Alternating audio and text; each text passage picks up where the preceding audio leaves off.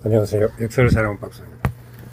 오늘은 프랑스의 카페 왕조에 대해서 한번 알아보겠습니다.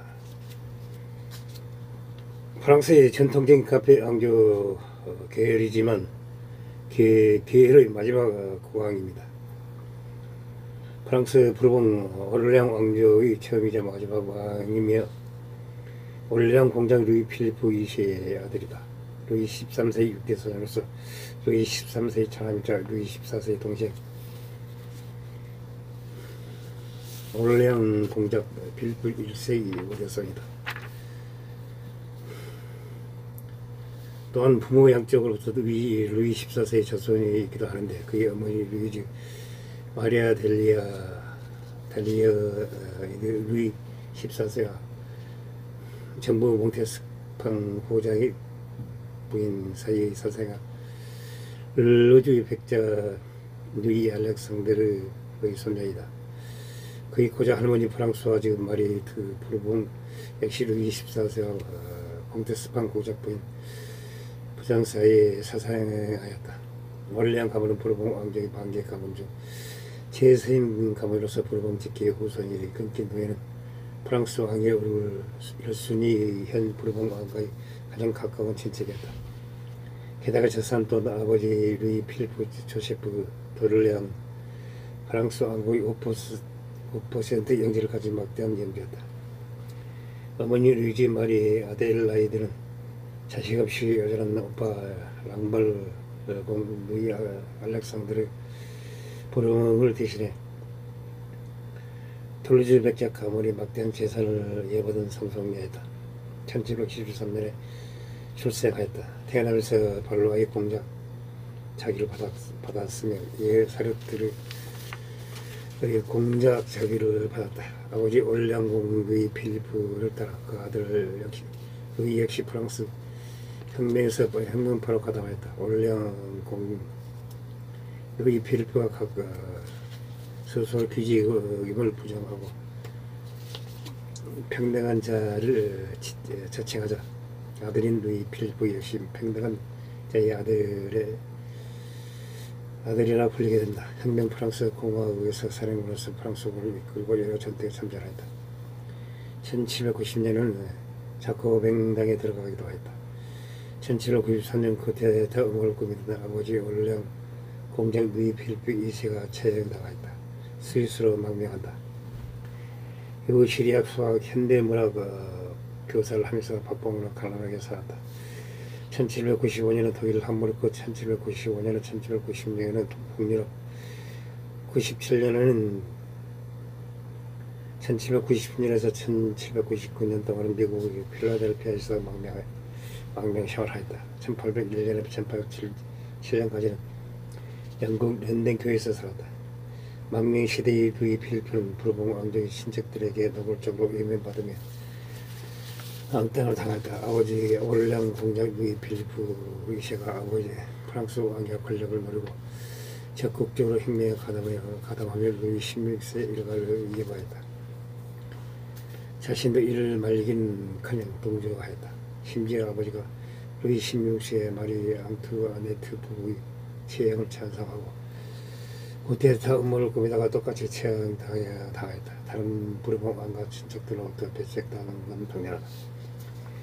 지금도 부르봉 가문에서는 오르레앙 가문을 정과로 인정하지 않고 있다. 망명 생활 중 나폴리 공주 마리아 아말리아와 만나 흔치 않는 연애 결혼을 하였다. 원제는 아말리아의 어머니 마리아 칼로리나가 프랑스 왕비 마리 앙투아네트와 가장 사이가 좋은 언니였다는 것이다. 마리아 카롤리나는 마리아 앙투아네트가 처형되자 당시 유럽의 원하였던 프랑스어를 평생 쓰지 않을 정도로 프랑스를 좋아했다. 아끼던 여동생의 처형에 일조한 연수의 아들이 자신의 딸과 결혼하는 걸 당연히 싫어했다. 결국은 받아들였다.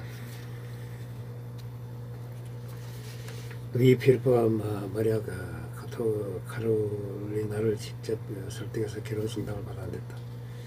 이를 보면 인부 하나는 확실히 대단했던 모양이다. 1814년 나폴레옹이 퇴위하고 나서야 프랑스로 돌아올 수 있었다. 보리방 앙제 복부로 프랑스 행보로 제사를 이룬 귀족들이 보상을 받을 수 있는 가격이 만들어졌다. 루이 필리프는 이 법의 혜택을 가장 많이 받았다. 대대로 받아오던 올레앙 공작의 자기와 아버지 저택이었던 팔레로아일을 비롯한 많은 재산을 대사하였다. 죽은 아버지와 마찬가지로 자유주의를 후원하고 혁명 이전이란 모든 것을 되돌리는 법고주의에 반대했다. 대기족임에도 겸손하고 평범하게 행동하였다. 자신의 자녀를 역시 일단 고등학교에 보냈다. 이란 최신 소면식 박벌에 불고 앙정 복고 기간 동안 루이 필리프의 인기는 지속적으로 높아졌다. 1830년 프랑스 7월 혁명이 발발하여 복고 앙정은 무너져 내렸다. 살을 10cm 하나 한편 손자 상부의 백자 앙리에게 왕위를 물려줬다. 프랑스 하원은 7월 10세의 퇴위만 받아들이고 대신 루이 필리프를 왕으로 선포하여 7월 왕정이 시작된다. 이때 이전에 있었던 프랑스와 나바르의 왕이 아닌 프랑스인의 왕이라는 칭호를 써야 된다. 프랑스의 왕은 왕권이 신에게서 부여받아 왕국 자체가 국왕의 소유라는 뜻이 있다. 프랑스인의 왕은 왕권을 인민으로부터 부여받았다는 뜻이 내재되어 있다. 의회로부터 왕위를 받은 루이 필리프는 스스로 시민들에게 옹립됐다. 신민왕을 자처했으며 이렇게 부르는 것을 좋아했다. 그의 즉위 과정이 마음에 들지 않았던 각국의 군주들은 폭동왕이라고 불렀다. 즉위 이듬해인 1831년 치러진 총선거에서 그를 지지한 좌파들이 282석을 얻으며 대승을 거뒀다. 이에 그는 원내 제1당 자리를 차지하는 운동당의 당수 카지메로 페레이를 총리를 임명한다. 당시 알레를 포함한 대부분의 가족들은 그의 즉위를 반대하였다. 여성이고 위트레이트 조약으로 본인은 계승권에 해당 사항이 없을지언정 불법 직계와 본인보다는 훨씬 가까워서 사정을 잘 알만한 아내 마리 아멜라는 이를 재앙으로 묘사하였다. 전 유럽인 남편을 천탈자라고 부를 것이고 그의 죄가 오래가지 못할 것이라고 봤다. 물론 18년은 집권했으나 결코 짧은 기간을 아녔다. 루이 필리프도 결국 퇴위하였으나 결과적으로는 그 내 예측이 반응받게 된 것입니다. 집권기간들이 전부 순탄치만을 않아서 이 과정에서 있었던 1836년 6월 봉기는 네미제라블의 배경으로 쓰이기도 하였다. 1844년에 빅토리아 여왕의 초청을 받아서 영국은 정식 방문했다. 이는 100년 전쟁 이후 400년 만에 프랑스의 군주가 영국을 방문한 사례다. 대외적으로 제국주의 정책을 진행하였다. 1830년에 알제리를 출병하여 알제리를 평화하고 식민지로 삼았다. 1830년 프랑스 육군에게 5개 대대 규모의 프랑스 위인 부대를 만들게 된다. 멕시코의 압력을 걸고 아편 전쟁으로 구블록당 청나라와 불평등 조약을 맺었다. 인도네시아도 포함 매교를 걸었다. 또한 아프리카의 코트디부아를 점령하였다. 그리고 조선에도 간섭하여 한 적이 있다. 1846년 47년 현종 13년에 걸쳐서 루이 필리프는 장바티스트 셋을 제독을 시켜 프랑스 해군을 보내 기회 밖에서 프랑스 파리 예방정교회 사제에서 3명을 죽인 일을 항의하였다. 조선 개항하려 했었다. 이는 불과 십수년 후에 일본에서 벌어진 크로훈의 사건과 매우 흡사했다.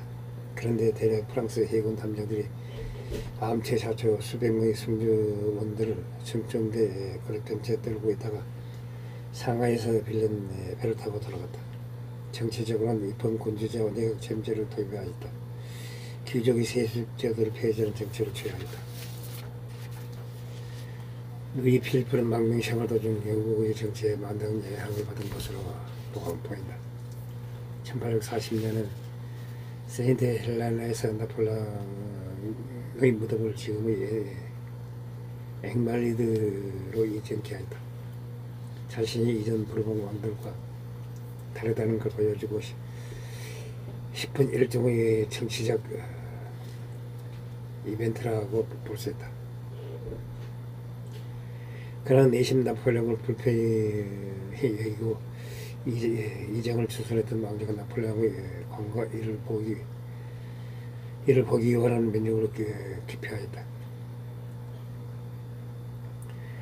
나폴레옹이 실제 관은 커다란 장의 마차 가운데서 숨겼다. 파리를 제외한 도시는 모두 피했으며 앵발리들의 예식에는 참여할 수 있는 사람을 제한하였다. 그나마도 왕정 쪽 정치인들은 굉장히 산만하고 무생한 분위기였다. 이에 반해 민족은 프랑스 제국 근위대 생존자들이 이 군부를 입고 황제를 맞았고 군도 40만이나 밀집하였다. 그들은 제1각 세정에서 대한 항소를 전받았다. 순교자 황제에게 무리한 왕정에 분노했다. 왕실은 이미지를 개선하고 권위를 드높이기 위해 꾸민 이벤트는 역으로 왕정과 민족의 단절만 드러냈다. 이는 왕정의 권위를 성체에 입히고 나폴레옹 신화를 강화했다. 1848년 공화파들이 2월 혁명을 프랑스 제2공화국이 수립되면서 대의하였다. 그 뒤에 사를 위해 나폴레옹가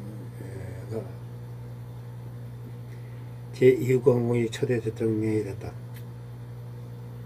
1850년 친히 그때 따라 황제가 되면서 프랑스 제2공화국이 제2제국이 성립된다. 루이 필리프는 프랑스 왕국의 마지막 왕이 됐다. 마지막 군주이자 황제는 나폴레옹 3세다. 영국은 왕명의 클리어몬트에서 지내다가 1850년 8월 죽었다. 사후 영국 에이브리지에 묻혔다가 1876년 프랑스로 이장 뒤에 올레앙 가문 구성원들이 전통적으로 안장되어 온 드리왕실을 매당에 안정됐다. 이후 그의 자손이 파리 백작 장 터를레앙이 현재 부르봉 올레앙 왕가의 수장으로서 정통 후계자로 장 4세를 칭하고 있다. 현재로서는 왕정 복구가 될 가능성은 전혀 없다.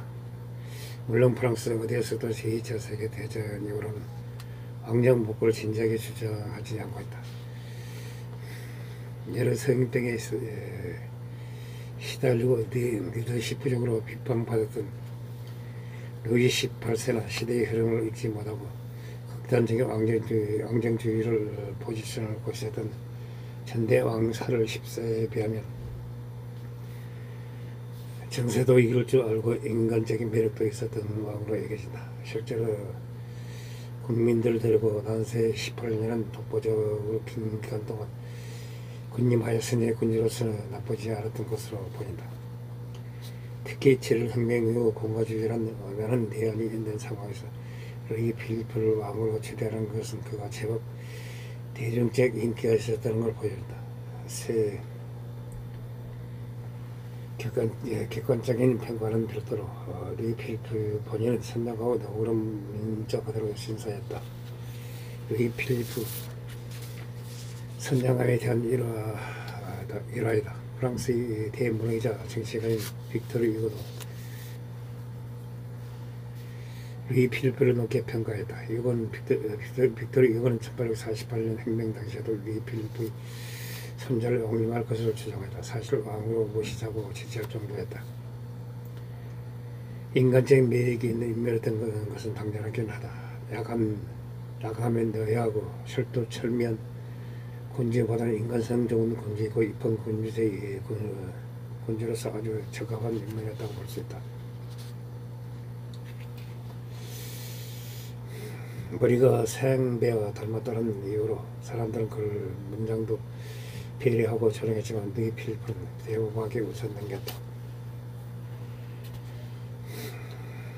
생배의 머리 왕을 그린 만편이 나더라도 멀쩡했을 정도로 궁궐 벽에 배를 그리면서 마음을 자랑한 불황아들 보고도 노하기는커녕 아이들과 같이 배를 그리곤 아이들에게 금화까지 주면서 이 금화도 배가 새겨져 있다고 농담까지 하였다.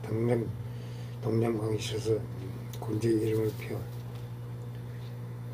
이름을 피할 정도로 군지에 대한 모욕을 방력자라고 할 말 없을 정도로 대역했는데 아이들이 장난이라고 내가 그렇게 봐주고 같이 했는데 놀이에 참여하는 걸 봐도 보통 분이 아닌 것 같다.